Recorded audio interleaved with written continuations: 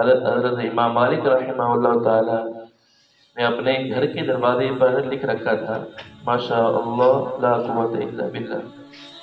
تو کسی نے ان سے پوچھا کہ آپ نے اپنے گھر کے دروازے پر یہ کیوں لکھ رکھا ہے؟ انہوں نے فرمایا کہ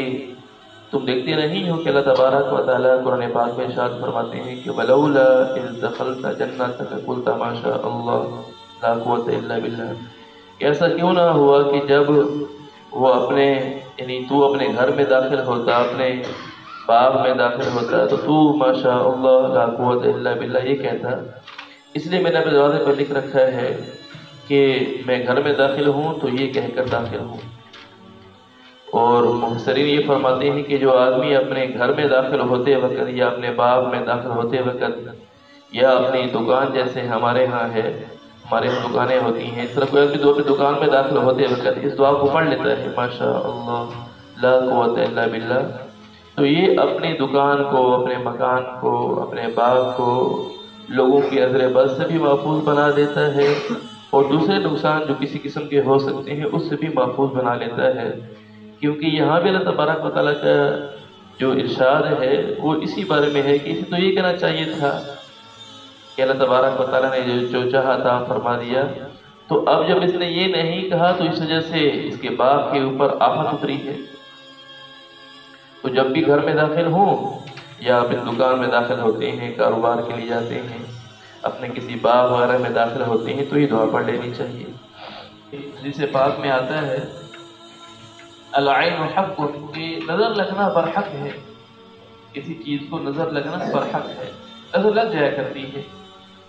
انسان کسی کی خوبصورتی سے متاثر ہو جاتا ہے، کسی کی صحت سے متاثر ہو جاتا ہے،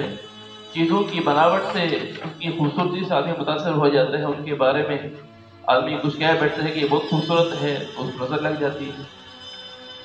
تو نظر کیوں لگتی ہے؟ تو اس لیے کہ جب انسان کسی چیز کو دیکھتا ہے اور یہ اس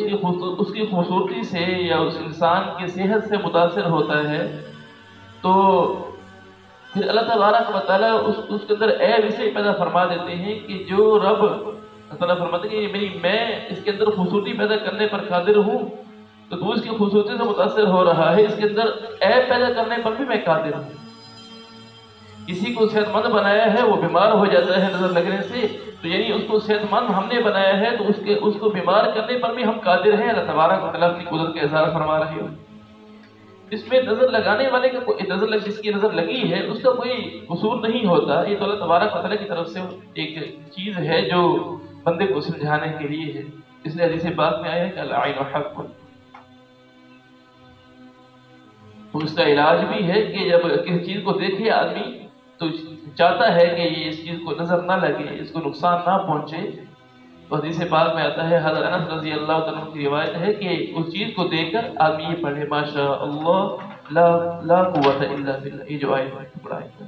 یہ پڑھ لینا چاہیے، ماشاء اللہ لا قوت الا باللہ۔ یہ جب پڑھ لیتا ہے تو اس چیز کو